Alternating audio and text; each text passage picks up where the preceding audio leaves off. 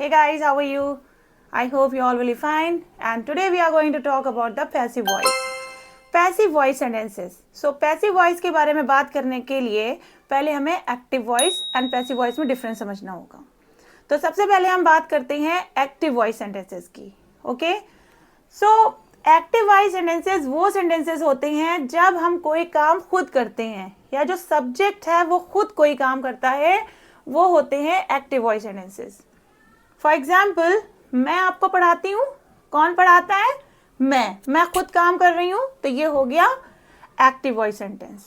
अब अगर हम पैसिव वॉइस सेंटेंस की बात करें तो पैसिव वॉइस सेंटेंसेस वो सेंटेंसेस होते हैं जब कोई काम खुद ना होके किसी दूसरे के जरिए होता है.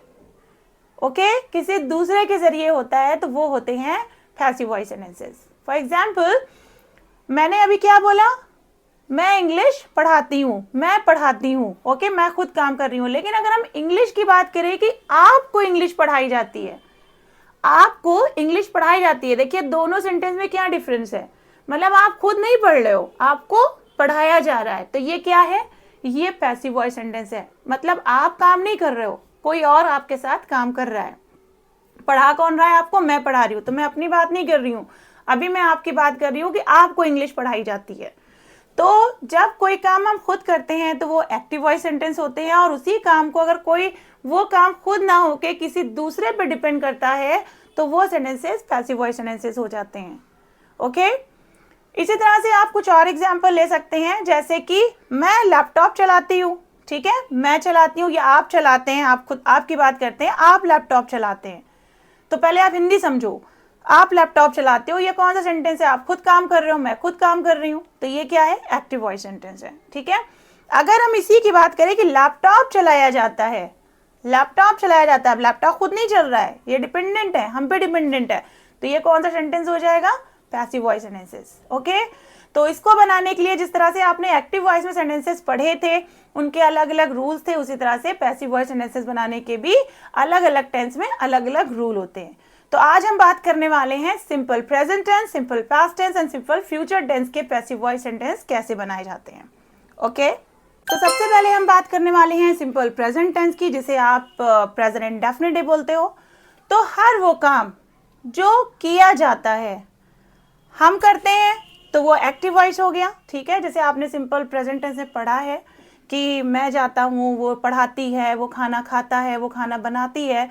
तो ये सेंटेंसेस क्या है? सिंपल प्रेजेंट टेंस के एक्टिव वॉइस सेंटेंसेस हैं. अब हम इन्हीं को अगर हम पैसिव वॉइस में चेंज करें तो वो क्या हो जाएगा?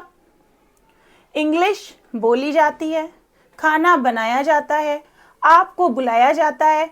तो इस तरह से हर वो काम जो किया जाता है, किसी दूसरे के जरिए किया जाता है, तो वो हो जाते हैं सिंपल प्रेजेंट टेंस के पैसिव वॉइस सेंटेंसेस. ओके, अब इन्हीं सेंटेंसेस को हम पास्ट में कर देंगे. ठीक है, जैसे कि आप पास्ट, सिंपल पास्ट की बात करो अब, तो हर वो काम जो हमने किया था, ओके, या आप करते थे, तो वो क्या था? वो सिंपल पास्ट टेंस के एक्टिव वॉइस सेंटेंसेस थे. अब उन्हीं काम को हम किसी और के जरिए करवाएंगे. ठीक है, जैसे कि आपको बुलाया गया, ठीक है, आपको इंग्लिश सिखाई गई, मुझे इनवाइट किया जाता था. ओके, खाना बनता था, खाना खुद नहीं बन जाता है, खाना बनता था. तो ये सेंटेंसेस कौन से हो जाएंगे? सिंपल पास्ट के हो जाएंगे. तो हर वो काम जो किया जाता है तो वो सिंपल पास्ट टेंस के पैसिव वॉइस सेंटेंस होंगे, और वो हर वो काम जो किया गया, किसी दूसरे के जरिए किया गया, वो सिंपल पास्ट टेंस के आपके पैसिव वॉइस सेंटेंसेस हो जाएंगे. ओके, अब हम बात करते हैं इसके रूल्स की. सो सिंपल प्रेजेंट टेंस या पास्ट टेंस या फ्यूचर टेंस या किसी भी तरह का टेंस है, और हम पैसिव वॉइस सेंटेंस का रूल बनाने जा रहे हैं, तो उसके लिए हमें सबसे पहले यूज करना होगा object. Okay, object and verb की थर्ड फॉर्म. ये चीज आपको ध्यान में रखनी है, just keep it in your mind. Okay, so अभी हम बात करने जा रहे हैं सबसे पहले सिंपल प्रेजेंट टेंस की. ओके, सिंपल प्रेजेंट टेंस के रूल को बनाने के लिए भी हमें सबसे पहले यूज करना है ऑब्जेक्ट. ऑब्जेक्ट के बाद is am are. Yes, is am are का यूज आपको करना है. ऐसे सिंपल प्रेजेंट टेंस के एक्टिव वॉइस सेंटेंस में आप इज एम आर का यूज नहीं करते हो, लेकिन पैसिव वॉइस में आपको करना है. ओके, एंड उसके बाद verb third and then etcetera, क्योंकि ऑब्जेक्ट तो आपने पहले यूज कर दिया है. ठीक है, एंड अगर जरूरत पड़े तो आप बाय का यूज करो, बाय के बाद सब्जेक्ट का। लाइक फॉर एग्जाम्पल, आपको इंग्लिश सिखाई जाती है, आपको इंग्लिश सिखाई जाती है, तुम्हें इंग्लिश सिखाई जाती है, तो ऑब्जेक्ट क्या है? आप, तुम। तो यू के साथ क्या यूज करोगे इज एम आर में से? Are. You are taught English, क्योंकि टॉट टीच की थर्ड फॉर्म होती है, सिखाना टीच, टीच की third form taught, taught. Okay, you are taught English. अगर जरूरत पड़े बाय की कि मैम के जरिए आपको इंग्लिश सिखाई जाती है, तब आपको बोलना है you are taught English by ma'am. Okay, इसी तरह से हम बात करेंगे अपने सिंपल पास्ट टेंस के पैसिव वॉइस सेंटेंस की। तो सिंपल पास्ट टेंस में आपको सिर्फ इज एम आर को वॉज वर्ब में चेंज कर देना है। फॉर एग्जाम्पल, आपको इंग्लिश सिखाई गई, ओके, उसका पहले रूल देखिए, object plus was verb, verb third, या बाय और एसेट्रा। मीन्स आप सब्जेक्ट भी आप यूज कर सकते हो बाय के साथ, सब्जेक्ट एंड एसेट्रा। ओके, तो कैसे बोलना है? सो आपको इंग्लिश सिखाई गई, you were taught English. You के बाद हमेशा यू के साथ क्या आता है? वर आता है ना, तो यू वर टॉट इंग्लिश। अगर मैं अपनी बात करूं, मुझे इंग्लिश सिखाई गई, तो क्या हो जाएगा? I was taught English. Okay, so इसी तरह से सिंपल प्रेजेंट टेंस में आपको यूज करना है object, is am are and verb third form, and simple past tense में आपको यूज करना है object, was were and verb की third form. Okay, and by अगर रिक्वायरमेंट है तो बाय का यूज करके आप सब्जेक्ट का नाम ले लो। Alright, you can take some more example like टॉफियां बटी, या टॉफियां बटती हैं, या टॉफी बांटी जाती हैं। ओके, सो देखिए, टॉफी खुद तो बटी नहीं, किसी ना किसी ने उसको बांटा है ना, तो ये क्या है?